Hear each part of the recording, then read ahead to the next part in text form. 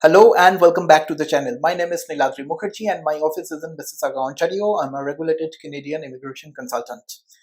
So a lot of times, like more often than not, uh, I get this question from my clients, from my friends, and from my sometimes immediate family and sometimes even distant family members is that I am doing quite well in my home country. I have a job, I have an apartment, I have a house, my wife is well settled, my kid is going to one of the best private schools. Still, does it really make sense for me to like really leave everything and venture around and move to a country like Canada, which is a completely a different country? I might get a culture shock, I might not get a job, and what will happen to me? So I though obviously this is really something that is dependent on you, what is really going on in your mind and your personal circumstance, and nobody other than you can really answer this question for you. But I thought to make a video to talk about at least my opinion about it, because I had undergone the exact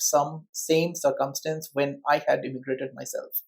I had my well settled life, my well settled job, a house, my wife was working well, and everything else. But still, I had decided to leave that employer back home, leave that apartment which I used to own, give my car to my family, and then like literally pack everything into 4 suitcases and came to this land, right?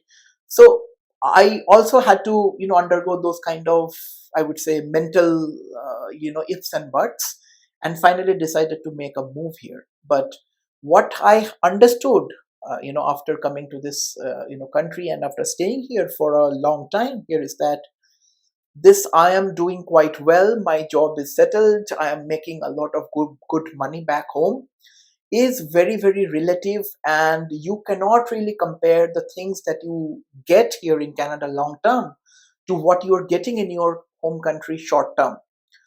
For example, if I just have to compare what I would have gotten if I would reside in my country India as of right now, as compared to whatever I have received or have managed to get here in Canada for the last few years, will be very very different. The standard of living that you get here in Canada is not comparable, in my opinion, to any country. I would include United States into that as well, because in the safety and security and overall infrastructure factor, in my personal opinion, Canada is way above the US. I'm not even comparing Europe here, right? If you talk about the education, my child goes to the school for free. If you talk about the ease of doing business, if you talk about the salary and everything else, Canada surpasses almost all the countries in the world, right? Even if you compare the ease of doing business here in Canada as compared to the States or as compared to many of the European countries, Canada surpasses almost all of them. I'm not even comparing it with any of the Asian countries. So if you think you are doing well, the definition of well, what is the definition of well, is something that you have to really introspect. If your definition of doing well is only to having like a good car or a good salary or having your own apartment or a house, then you will probably be able to do way better than what you think your capability is should you move to this country. But at the same time, you have to be a risk taker. It is not really a cakewalk, and it is not going to be a cakewalk for anybody. Majority of the immigrants, including myself, moved to Canada without a job offer. So regardless which age you are moving to this country in, be it in your 25 or 45, 90% of the times you will not be having a job offer, and you have to literally leave everything back home, have to come to this country and then have to find an employer. Or if you are a risk taker, you can start your own business. But again, the point is you have to start from square one almost in all the cases, which means that you have to depend on your savings a little bit, at least for the few months, till the time you are getting an income which is sustainable to you and your family. So that kind of a risk taking ability and is something that in my opinion should be imbibed onto your system. Other than that, otherwise immigration is not a right thing for you, because it is not really easy to leave your family, to leave your friends, to tolerate Canadian winter, uh, to be you know to be trying to getting used to food which we're not otherwise used to maybe back home. So those things are not really easy. But in the end, if you can survive all those things in the initial few years, the reward that you will receive will not ever be comparable to whatever you have left behind. Would the reward will be enormous. uh, if you think of anything, be it in your life, the subjective thing or typically the objective things, such as how much salary you get or what kind of revenue you will earn as a business, if you are a business person, will really not be comparable, and let alone not factor about the things like safety and security, the freedom of movement, the peace, and everything that comes with it.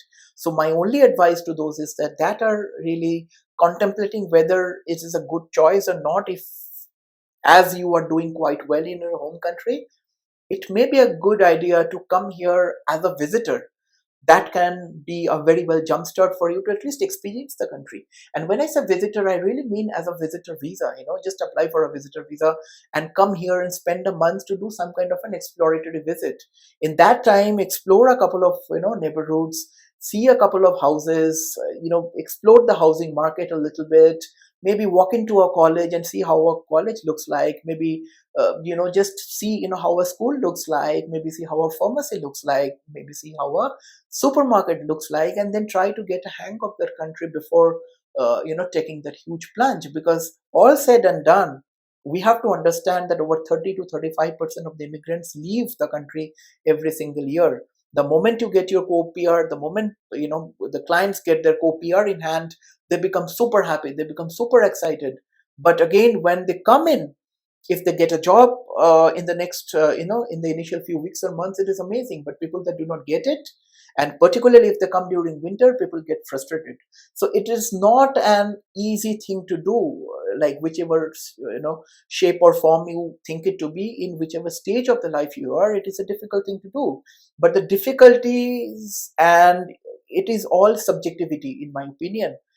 Somebody that can survive these things, these initial struggles or haggles, if you will, for the initial few months or years, will be rewarded immensely. At least that is what my experience is.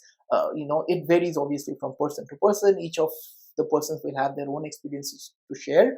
But this is what my short advice to you will be, if you're contemplating whether to come here or no. Maybe to a good idea will be to apply for a visitor visa. Come here on exploratory visits, maybe once during summer and once during winter. Why not? See if it is for you, and if only then take the plunge of applying for a permanent residency. I hope this gives you a general idea. If you would like to discuss your case specific situation, send us an email, contact@nuvonation.ca. We can schedule a consultation and have a discussion with you. Hope this helps. See you guys in the next one. Bye now. Cheers.